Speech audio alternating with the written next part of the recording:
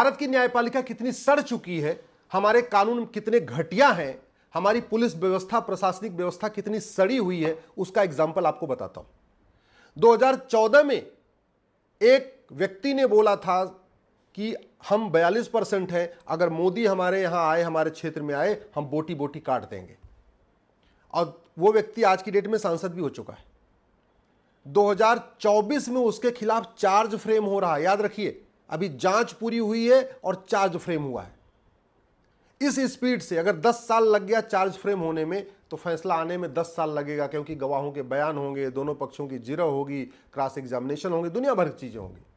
तो 2034 तक district court का फैसला आएगा। फिर अपील होगी हाई कोर्ट में। इलाहाबाद हाई कोर्ट में मुकदमों की इतनी भरमार है कि 10 साल के पहले हो ही नहीं सकता फैसला। तो यानी 2044 में हाई कोर्ट का फैसला आएगा। और किसके लिए आएगा? माननीय प्रधानमंत्री जी के केस का फैसला आएगा। फिर मामला सुप्रीम कोर्ट में आएगा। सुप्रीम कोर्ट में भी 10 साल, यानी 2054 में सुप्रीम कोर्ट डिसाइड करेगा कि जिसने कहा है 2014 में कि बोटी बोटी काट दूंगा, वो उसको सजा मिलनी चाहिए कि नहीं। आप जरा सोचिए, मोदी जी आज प्रधानमंत्री हैं, जिसने कहा है वो भी सांसद है आज की डेट में। अगर प्रधानमंत्री जी के केस का फैसला करने में इतना टाइम लग रहा है, और वो भी उत्तर प्रदेश में, जहां 2017 से योगी जी की सरकार है। 2014 में जब उसने बोला था बोटी बोटी काटूंगा, उस समय अखिलेश यादव की सरकार थी, लेकिन 2017 में योगी जी मुख्यमंत्री बन गए। इसके बावजूद, योगी जी के मुख्यमंत्री बनने के बावजूद भी 7 साल लग गया। 2017 में योगी जी मुख्यमंत्री बने, 2024 में अभी चार्ज फ्रेम हुआ है। अब आप कल्पना करिए आम जनता के साथ क्या होगा। गांव का किसान, गांव का मजदूर, उसके मुकदमों का क्या हाल होगा।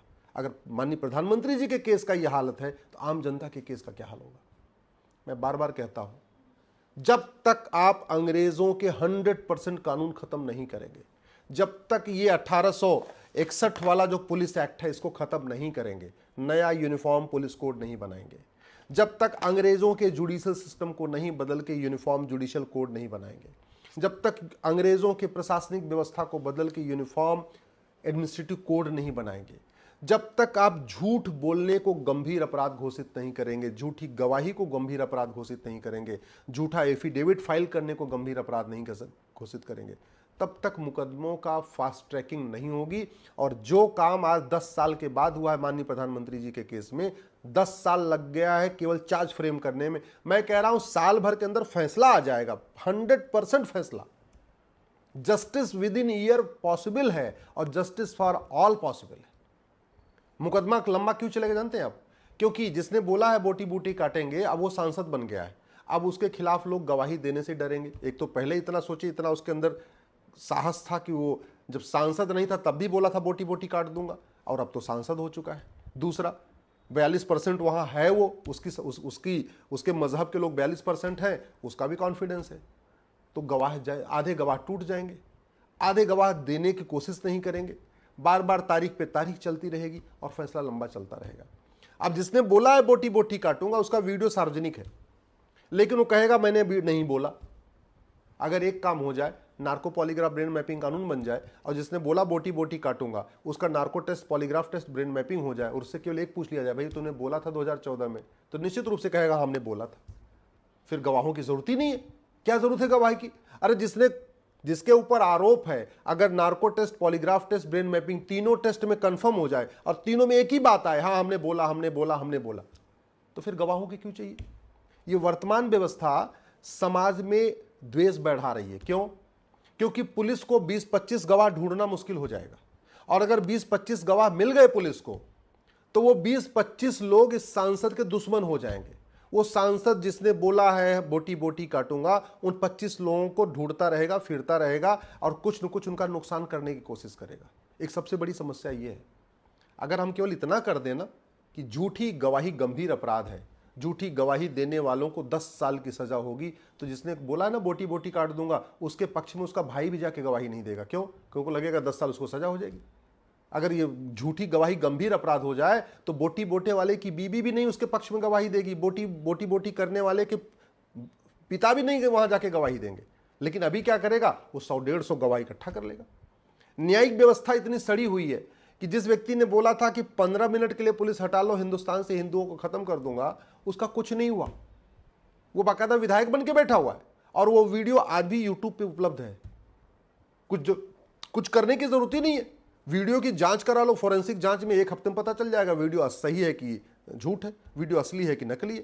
भाई यही तो करना है, वीडियो की जांच करना है, और जिसका वीडियो उसकी आवाज वॉइस सैंपल लेना है और वॉइस की जांच कर लेनी है और कंफर्म हो जाएगा।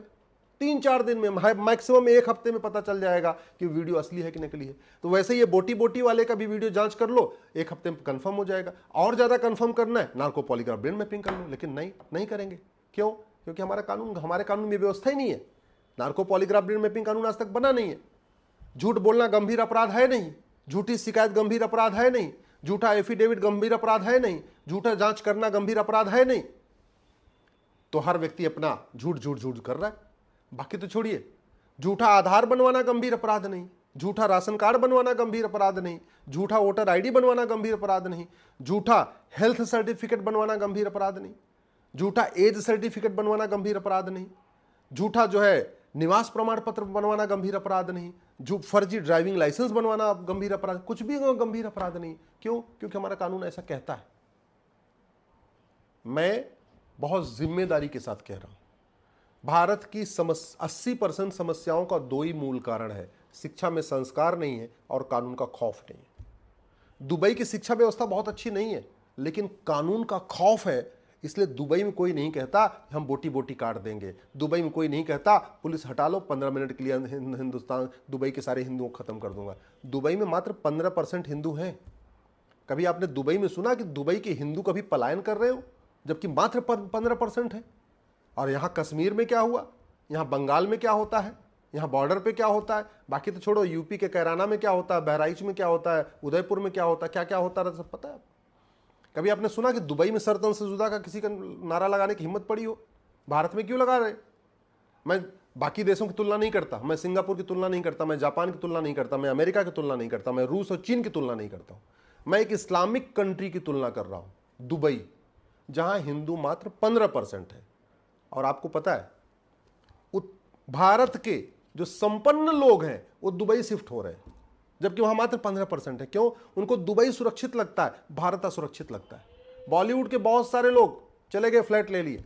बहुत सारे व्यापारियों को मैं जानता हूं, मैं नाम नहीं लेना नहीं चाहूंगा, बहुत सारे व्यापारियों को जानता हूं जो दुबई शिफ्ट हो रहे हैं। कुछ दिन पहले कलकत्ता में दुबई प्रॉपर्टी मेला लगा था और कलकत्ता के बहुत सारे व्यापारियों ने चुपचाप दुबई में अपना फ्लैट बुक कर लिया, जबकि भारत में फ्लैट का रेट दुबई के फ्लैट का 1/3 है। जो फ्लैट दुबई भारत में 1 करोड़ में मिल जाता है, वो दुबई में 3 करोड़ में मिलता है। फिर भी लोग दुबई ले रहे हैं। क्यों? क्योंकि उनको पता है ना वहाँ अशांति है, ना वहाँ अराजकता है, ना वहाँ अवैध निर्माण है, ना वहाँ घुसपैठ है, ना वहाँ धर्मांतरण है, ना वहाँ लब जिहाद है, ना वहाँ लैंड जिहाद है।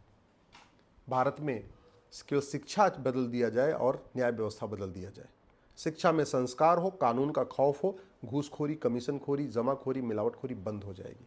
शिक्षा में संस्कार हो, कानून का खौफ हो, नशा तस्करी बंद हो जाएगी, मानव तस्करी बंद हो जाएगी। शिक्षा में संस्कार हो, कानून का खौफ हो, घुसपैठी अपने आप भाग जाएंगे, धर्मांतरण अपने आप रुक जाएगा। शिक्षा में संस्कार हो, कानून का खौफ हो, अवैध हथियारों का कारोबार रुक जाएगा।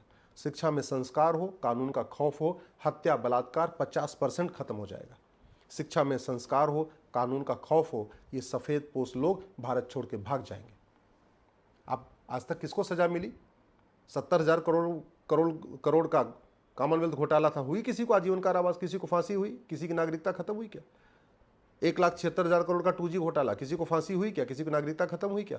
1,86,000 करोड़ का कोयला घोटाला, किसी को फांसी हुई क्या? किसी की नागरिकता खत्म हुई क्या? बाकी तो छोड़िए कि किसी माओवादी की नागरिकता खत्म हुई, फांसी हुई, बताइए? किसी नक्सली की नागरिकता खत्म हुई या फांसी हुई? किसी कश्मीर के अलगाववादी की नागरिकता हुई, खत्म हुई या फांसी हुई? सिखों का नरसंहार करने वालों में किसी की नागरिकता खत्म हुई या फांसी हुई? कश्मीर में नरसंहार करने वालों को किसी की नागरिकता खत्म हुई या फांसी हुई? इसके बाद जितनी घटनाएं हुई हैं, चाहे वो कमलेश तिवारी हो, चाहे कन्हैया लाल हो, चाहे उमेश कोल्हे हो, चाहे देवराज हो, चाहे डॉक्टर नारंग हो, जितने भी भारत में, चाहे रतन लाल हो, चाहे अंकित सक्सेना हो, जितने भी भारत में हुई हैं, किसी भी हत्यारे की नागरिकता खत्म हुई, फांसी हुई क्या? बाटला हाउस में इंस्पेक्टर मोहन चंद शर्मा को जिन मारा था आतंकवादियों ने, क्या उनको फांसी हुई, इनकी नागरिकता खत्म हुई? जब कानूनी घटिया है पुलिस व्यवस्था सड़ी हुई है, न्यायिक व्यवस्था सड़ी हुई है, प्रशासनिक व्यवस्था सड़ी हुई है, तो अराजकता खत्म नहीं होगी। केवल बातें करने से, अच्छी अच्छी बातें करने से, बड़ी बड़ी बातें करने से न शांति आएगी, न समृद्धि आएगी, न समता आएगी, न समानता आएगी। जब तक कठोर दंड नहीं होगा, जब तक शिक्षा में संस्कार नहीं होगा और कठोर दंड नहीं होगा, तब तक ये रुकेगा नहीं। और एग्जाम्पल मैंने आपको दे दिया, माननीय प्रधानमंत्री जी के केस में जांच चार्ज फ्रेम करने में 10 साल लगा है। फैसला आएगा 10 साल के बाद 20 साल, हाई कोर्ट में 10 साल मुकदमा 30 साल, सुप्रीम कोर्ट में 10 साल मुकदमा 40 साल। फिर कौन देखने के लिए बचा हुआ है? फिर पता चला सुप्रीम कोर्ट दया के आधार पे माफ भी कर दे, भैया ठीक है, बोटी बोटी कहा था, अब तो माफी मांग रहा है, बात खत्म हो गई। ये स्थिति है। इसको बदलने के लिए मैं आपसे निवेदन कर रहा हूं, नेताओं, अभिनेताओं, लेखकों, बुद्धिजीवियों को पकड़िए, उनसे संवाद करिए, उनसे बातचीत करिए। बतौलेबाजी करने से कुछ नहीं होगा।